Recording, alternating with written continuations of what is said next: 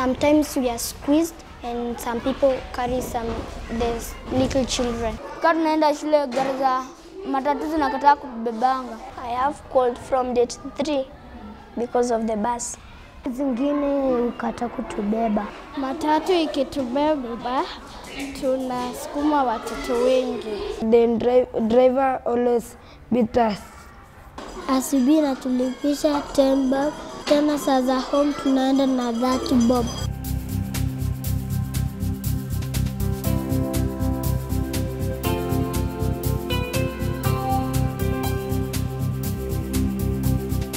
Every single day, millions of children travel to and from school all over the world. In Kenya, it is estimated that over 30,000 children go to primary schools. This estimation clearly shows that there are a great number of pupils on the road and bringing in the worry of their safety.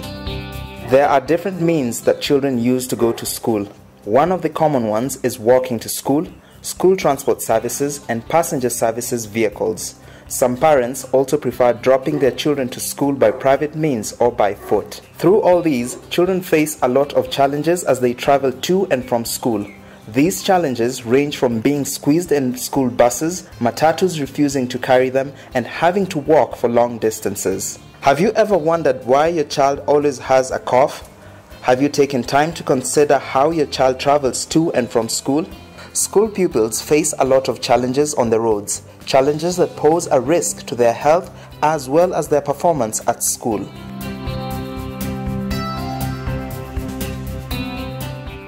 Parents pay for their children to use school transport services, yet the school buses overcrowd the children. Lydia Waithera, a student at a school in Nairobi, shared her experience. Sometimes we are squeezed and some people carry there's little children. We just go like that because there is no other bus. This experience is echoed by Yvonne Wairimo, a standard 6 pupil who is bitter about the overcrowding. We have to carry the small ones and they are crying because they are squeezed. Sometimes we are from Ngong. I was carried 720, but now I'm carried for 735 because they have to go without me because of the police. They are said I'm excess. And I'm not the only one who is excess. They usually give others lift and sit on the chair. But us, we are squeezed and we are paying. Brian Uche, a standard 5 pupil who lives in Ngong, also affirms that they are usually squeezed in the school buses. Sometimes we always sit 7 people or 8 people in the bus. Some parents do not see overcrowding as a problem. Joseph Kariuki uses the school bus because his sponsor paid for him. We normally sit on one chair 8 and 7. We feel bad and the driver always beat us. Some of the children tell their parents about the overcrowding, but the parents do not take any action. I usually tell my parents, but they have said nothing about that.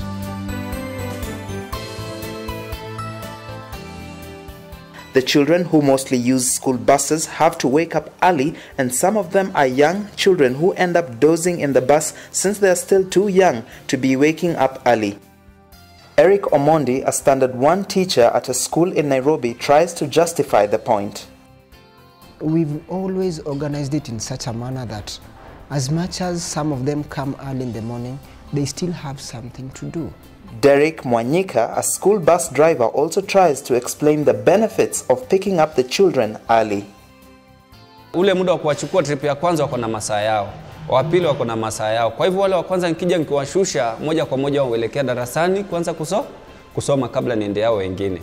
Kwa hivyo mimi naona hiyo pia ni vizuri. Ule mtoto anafika kwanza anapata darasa limenyamaza, halina watoto wengi, kwa hivyo kama ni kusoma atafanya vyema sana. He also has to consider the traffic on the roads, especially in the evening. He has a great responsibility of ensuring that the children are safe, since parents have entrusted their children with him.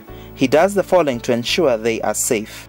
Kulingana na mambo ya safetyness, watoto kabla uondoke lazima uhakikishe kila mtoto amekaa kwenye kiti chake na kila mtoto kama ni mshipi amefunga. Na Hakuna kuruhusu watoto kutembea wakati gari iko barabarani, iko kwenye mwendo.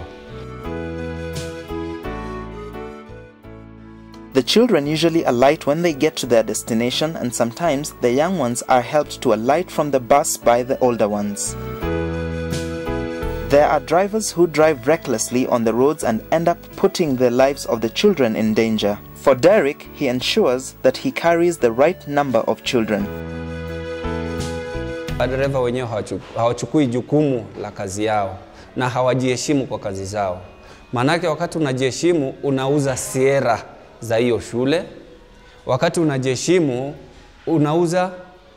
unajiuza wewe mwenyewe, sababu huenda watu wakaona basi lako litakuwa limegongwa sana kama wewe ni mtu rafu.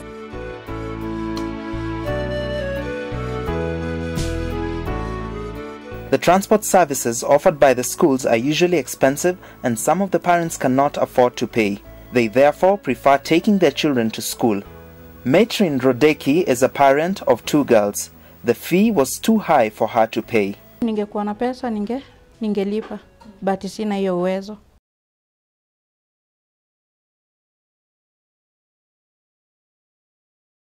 Public service vehicles is another means used by the school children. This mostly includes matatus, buses and minibuses.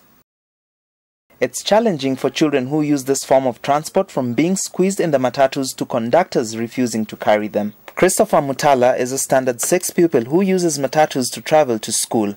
Wakati naenda shule gari za matatu zinakataa kubebanga. Tunachelewa alafu tunachapa au tunarogoa takataka.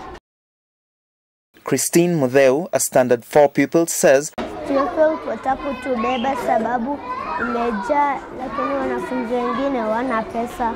Wao tunasikia vibaya gari kikataa kutubeba.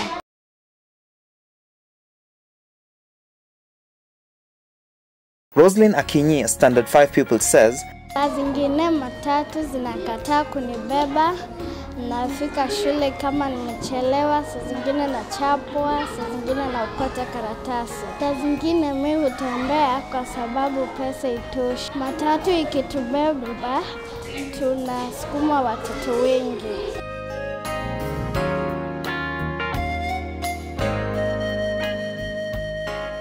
matatu prices differ depending on the time of the day, making the children compete for space with the adults. Bei ya asubuhi na jioni ifanani. Asubuhi nakuja na 5 bob na jioni nakuja na 10 bob. Asubuhi natulipisha 10 bob, tena saa za home tunaenda na 30 bob. The matatu conductors defend themselves, saying that it is not their fault they refuse to carry the children. Watoto tunakataa kuwabeba, juu wakikaria kitu hataki kulipa. Na ukipata na excess unashikwa. Tunaona? Sasa hiyo ndio muhadhari inakuaga. Watoto wanakataa kubeba. Wengine wana fare, wengine wanataka kukasia do, wengine sasa kuna polisi kwa excess. Kita polisi anakuandikia kama polisi understand. Kati ya mvua unakuta wako kwa pale. Mwingine hakupata pesa na mzazi, mwingine alipata pesa kula mandazi, au kalia kiti. Hayo ndio sababu gari zinawaacha.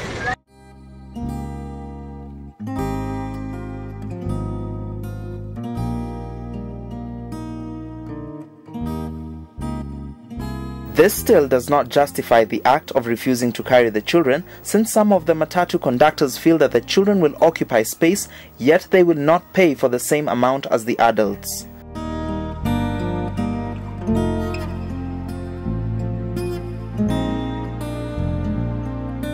Teachers also have a great responsibility to play in ensuring child safety. One of the ways is teaching them about road rules. We normally tell them that before you cross the road, please check left and right, and again left and right. Ensure that there is no any oncoming vehicle. Then it is safe to cross. Tunaweka kwa shule mpaka saa 10 ndio at least wende na wengine.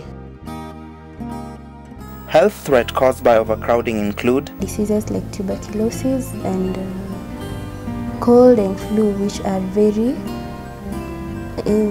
students can get infected very easily when they are overcrowded because there is no enough ventilation.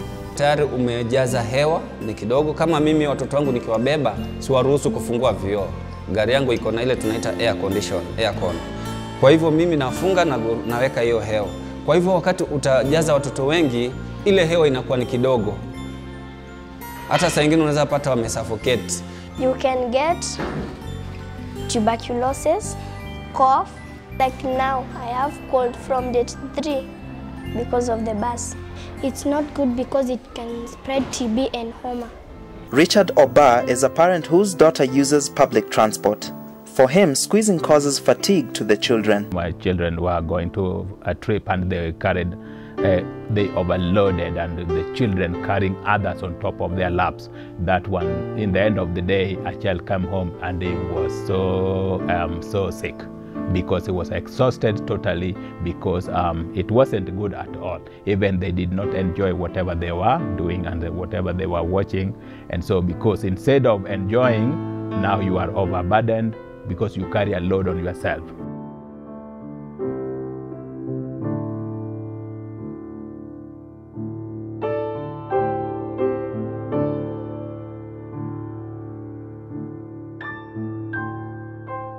The children who use matatus are affected by the time they get to school. When matatus refuse to carry them, they end up getting to school late, and this can have an effect on how they perform in their studies. Some even decide to walk, and they get to school when exhausted and cannot concentrate in class. Paul Wangila, a counselor in Tangaza College, gives the psychological effect that the transport situation has on the children. They feel rejected by the system, you know. You'll find most of them really takes them a lot of time before they can find a matatu. And after they have found one, they are never given a proper seating, so they are squeezed somewhere in between. Now this it produces a certain amount of stress on their mind. And as you know, a human being cannot perform optimally when they are dealing with the stress.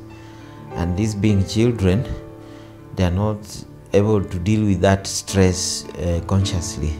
So they will tend to carry on that stress into the classroom, and in fact this explains for a number of lack of concentrations in class, and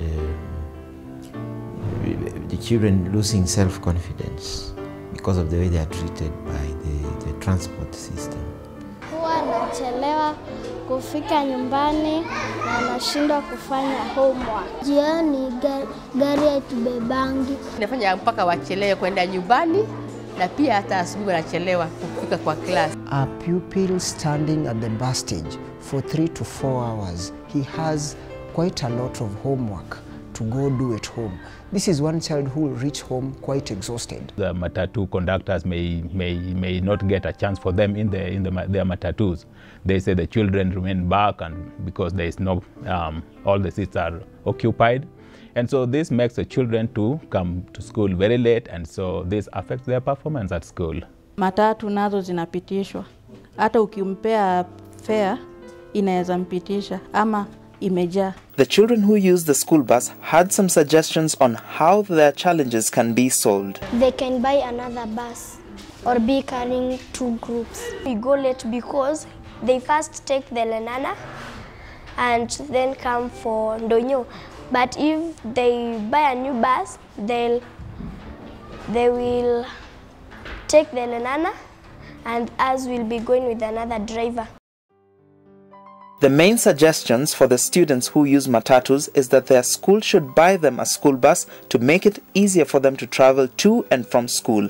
Ningependa tulete basi ndio tuchelewenge shule. Nataka kuambia walimu wetu watununulie gari. Also, reduction of the fare price for the children will be in order. Ningependa watu wa matatu wapunguzie bei mpaka ifike 5 bob. Ningependa kuambia watu wa matatu wasipende kufinyililia watu.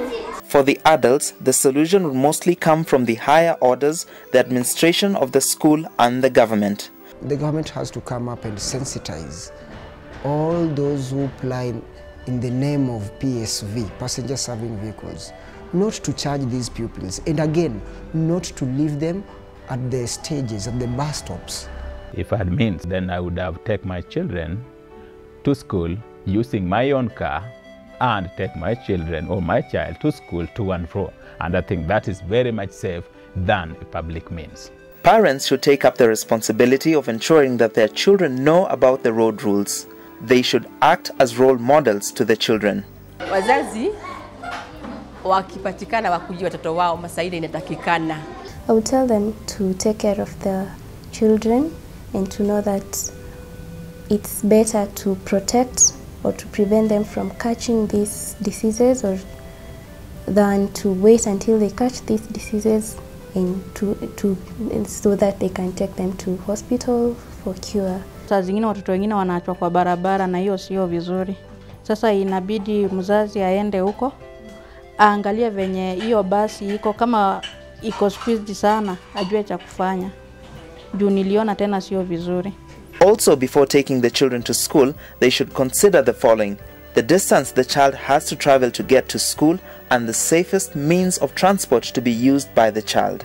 Parents should be able to know that sending a child very far away from home to school, they should make sure they put in place a proper transportation for the children. The school transport, it should be friendly to the children and they should actually avoid overcrowding. For those who offer transport services, they should make sure that they observe the traffic rules, which include not overcrowding children in the bus. Schools should also advocate for the government to put up speed bumps to enhance the safety of the children. There are so many people involved in this issue, and it does not only take the effort of the teacher and parents, but the efforts of all members of the society. Parents cannot always be on the roads with their children, and this is where the members of the public can take over. Sometimes it is only a matter of extending a helping hand. It is good to remember that you as an adult were once a pupil and someone helped you at some point.